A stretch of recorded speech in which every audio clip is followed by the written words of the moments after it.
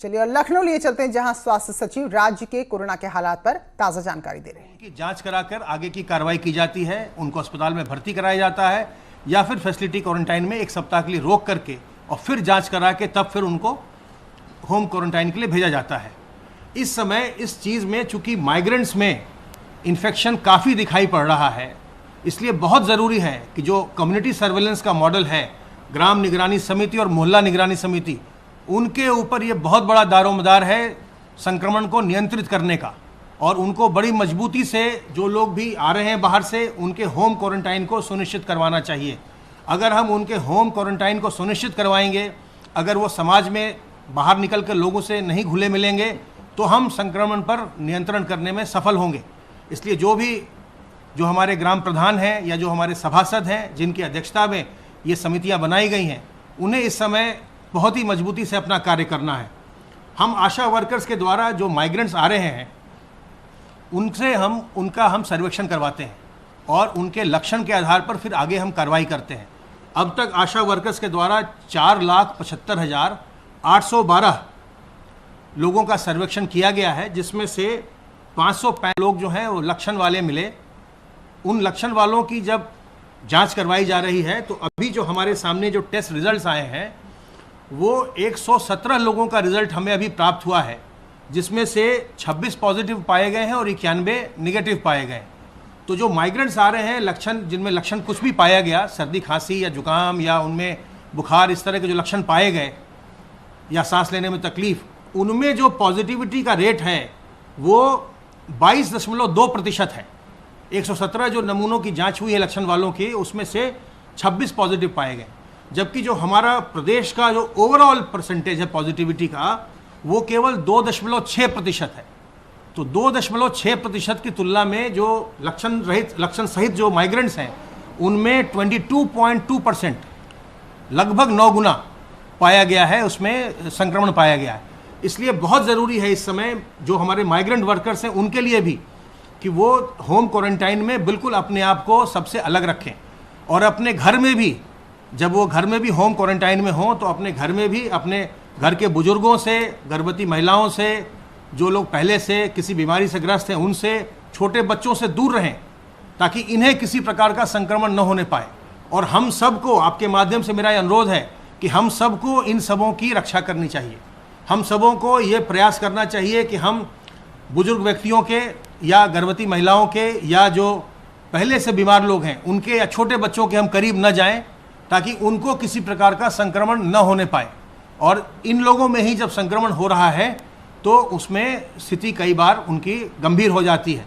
अगर हम इन सबको बचा पाएंगे तो हम संक्रमण को भी नियंत्रित करेंगे, और जिन लोगों को बहुत ज़्यादा चिकित्सा की आवश्यकता पड़ती है, कभी कभी जिनकी मृत्यु हो जाती है, उसको भी हम नियंत्रित कर सकेंगे। तो जो ग्राम निगरानी समिति है और जो हमारी मोहल्ला निगरानी समिति है, इसके ऊपर इस समय बहुत बड़ा दारोमदार है। जो हमारा सर्वेलेंस का कार्य है वो लगातार चल रहा है। अब तक 81,691 टीम दिवस में हम लोगों ने 66,25,577 घरों का सर्वेक्षण करवा लिया है, जिसमें कुल मिलाकर के 3,30,97,485 लोगों का सर्वेक्षण हुआ है प्रदेश में, और जिसमें लक्षण आदि पाए जाने पर आगे टेस्टिंग की और उनके चिकित्सा इत्यादि की कार्रवाई की जाती है। अंत में आपके माध्यम से फिर से मैं ये अनुरोध करना चाहूँगा कि वर्तमान में कोरोना वायरस के संक्रमण की कोई वैक्सीन नहीं है, न ही इसकी कोई बहुत अच्छी दवा है। इसलिए सावधान रह करके, सतर्क रह के, बचाव से ही इसका हम मुकाबला कर सकते हैं। हमें इस संक्रमण से अपने आप को बचाना है, और उससे, इस संक्रमण से बचाने के लिए साबुन और पानी से बार बार हाथ धोते रहना, अपने मुंह और नाक को ढककर रखना। जब भी हम सार्वजनिक स्थल में जाएं तो हम किसी मास्क से, किसी दुपट्टे से, गमछे से, रुमाल से अपने मुंह और नाक को ढकें। और ये जो है मुंह और नाक को सार्वजनिक स्थल में ढकना, ये कानूनन भी अनिवार्य कर दिया गया है। जो लोग इसको नहीं ऐसा करेंगे, उनको पहली बार और दूसरी बार 100 रुपये का जुर्माना हो सकता है, और तीसरी बार से हर बार 500 रुपये का जुर्माना हो सकता है। ये जो जुर्माने की बात है, ये आपकी भलाई के लिए, लोक स्वास्थ्य के लिए किया गया है, ताकि हम लोग अपने मुंह और नाक को ढकें और संक्रमण से दूसरों को बचाएं, खुद भी बचें। और इसके साथ ही साथ हमें अपनी प्रतिरोधक क्षमता को भी बढ़ाना चाहिए। तुलसी और अदरक के काढ़े का सेवन करके, गिलोय का सेवन करके, अजवाइन के अर्क का सेवन करके, नीम की पत्ती का सेवन करके, गर्म पानी का सेवन करके, योग और प्राणायाम करके हमको अपनी जो प्रतिरोधक क्षमता है उसको भी बढ़ाना चाहिए। तो सावधान रहकर अपना बचाव करें और ग्राम निगरानी समिति और मोहल्ला निगरानी समिति मजबूती के साथ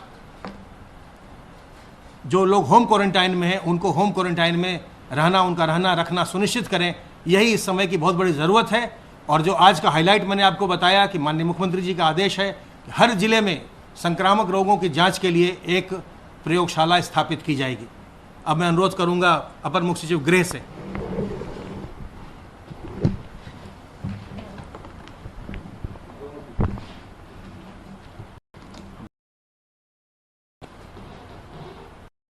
आज माननीय मुख्यमंत्री जी ने टीम 11 की बैठक लोक भवन में आयोजित कर उसकी अध्यक्षता की। माननीय मुख्यमंत्री जी ने आज विशेष रूप से जो अन्य प्रदेशों से कामगार, अन्य प्रदेशों से श्रमिक आ रहे हैं उनको लाने और उनकी व्यवस्था करने पर निर्देश दिए। उन्होंने कहा कि उत्तर प्रदेश में जो भी ट्रेन लाई जा रही हैं उनमें ट्रेनों का किराया जो भी रेल विभाग लेता है उसका भुगतान प्रदेश सरकार कर रही है और उत्तर प्रदेश आने वाली ट्रेनों में कहीं भी किसी भी श्रमिक या कामगार को कोई भुगतान नहीं करना पड़ रहा है। माननीय मुख्यमंत्री जी ने आज यह भी कहा कि जो ट्रेनों का संचालन है वो इस प्रकार किया जाए कि अधिक से अधिक संख्या में जहां से भी जिन भी प्रदेशों से संभव हो और जहां के प्रदेश भेजने के लिए इच्छुक हो तो अगर उस प्रदेश से सूची प्राप्त हो जाती है आने वाले श्रमिकों और कामगारों का तो तुरंत उनकी सहमति और स्वीकृति दी जाए और ट्रेन को चलाकर व्यवस्था की जाए। मुख्यमंत्री जी ने आदेश दिया है कि जहां एक और महाराष्ट्र, गुजरात, नई दिल्ली, पंजाब, अन्य प्रदेशों से लोग आ रहे हैं, साथ साथ नॉर्थ ईस्ट से, असम से, नॉर्थ ईस्ट के अन्य राज्यों से, पश्चिम बंगाल से और दक्षिण के जो राज्य हैं तमिलनाडु, कर्नाटक, केरल, आंध्र और तेलंगाना से भी यदि मांग आती है ट्रेन भेजने की तो उसकी भी पूर्ति की जाए।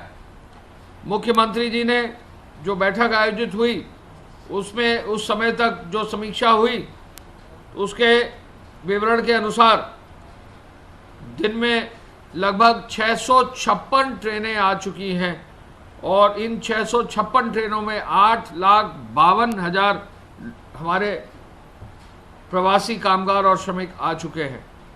आज ही लगभग 90 कुल ट्रेन आएंगी तो आज 81 ट्रेनें अभी आनी बाकी हैं।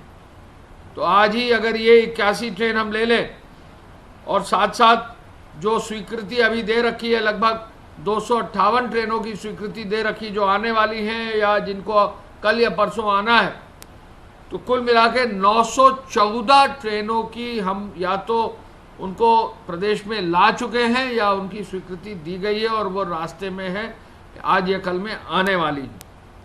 इन 914 ट्रेनों में 11.5 लाख श्रमिक और कार्मिक जो है आ रहे हैं। माननीय मुख्यमंत्री जी ने आज पुनः समीक्षा की कि उत्तर प्रदेश का जो यूपीएसआरटीसी का बेड़ा है ये पूरे देश में सबसे बड़ा बेड़ा है बसों का, इसका फुल यूटिलाइजेशन 100% यूटिलाइजेशन हो और इसकी भी रिव्यू ट्रांसपोर्ट और अन्य हमारे जो उसके जुड़े हुए विभाग हैं उससे किया। साथ साथ निजी बसें भी जहां भी जिन भी जनपद में है उनको अधिकृत करके उनको भी श्रमिकों को और कामगारों को लाने की व्यवस्था करने का निर्देश दिया है। प्रदेश में बसों की कमी नहीं है। प्रदेश में इसके साथ साथ विद इन दी प्रदेश के अंदर भी ट्रेनें चलाई जा रही। झांसी से ट्रेन पूर्वांचल चल रही है, आगरा से ट्रेन पूर्वांचल चल रही है, कोसी कला मथुरा से ट्रेन जो है पूर्वांचल के ज़िलों में चल रही है, सहारनपुर से ट्रेन पूर्वांचल के ज़िलों में चल रही है, मेम्यू ट्रेन जो है वो सहारनपुर से लखनऊ तक चल रही है। ऐसे में रेल विभाग का सहयोग लेकर हर संभव मैकेनिज्म से, हर संभव व्यवस्था से लोगों को लाया जा रहा है और बड़ी संख्या में लोग आ रहे हैं। माननीय मुख्यमंत्री जी ने यह भी कहा कि जब भी ट्रेन संचालित हो वहाँ सोशल डिस्टेंसिंग का पालन जरूर किया जाए। कहीं अगर चूक हुई है तो उसको सुधारा जाए और सुधार कर ऐसी व्यवस्था की जाए कि सोशल डिस्टेंसिंग में कहीं कोई दिक्कत ना हो। साथ साथ उन्होंने जब ये श्रमिक आ रहे हैं तो क्वारंटाइन सेंटर और क्वारंटाइन सेंटर में कम्युनिटी किचन की भी व्यवस्था के लिए आज पुनः समीक्षा की है। इन सेंटर्स में मॉनिटरिंग करने के लिए, निरीक्षण के लिए सीसीटीवी कैमरा लगाए गए हैं। उनको भी जो है अधिक से अधिक उनके माध्यम से मॉनिटरिंग करने का निर्देश दिया है और पर्याप्त मात्रा में भोजन और पानी की व्यवस्था करने का भी उन्होंने निर्देश दिया है। होम क्वारंटाइन में भेजते वक्त राशन का पैकेट दिया ही जा रहा है। ये एक ऐसी व्यवस्था है जो पूरे देश में नायाब है और अब तक जितने भी कामगार आए हैं उनको राशन का पैकेट देकर घर भेजा गया है। ये बहुत बड़ी जिम्मेदारी, बहुत बड़ा कार्य, बहुत बड़ा जो है एक एफर्ट है जिसको प्रदेश सरकार और प्रदेश सरकार का राजस्व विभाग कर रहा है। मुख्यमंत्री जी का आदेश है कि एक भी व्यक्ति राशन के सामान के साथ हर व्यक्ति घर जाए, कोई भी व्यक्ति, एक भी व्यक्ति छूटने न पाए। क्वारंटाइन सेंटर और क्वारंटाइन केंद्रों में जो लोग काम कर रहे हैं, राजस्व विभाग के, पुलिस के, होमगार्ड के, अन्य विभागों के, स्वास्थ्य विभाग के, उनका संक्रमण न हो, इस ओर भी उन्होंने आदेश दिया है और ध्यान दिलाया है कि हम लोग सावधान रहें, सतर्क रहें।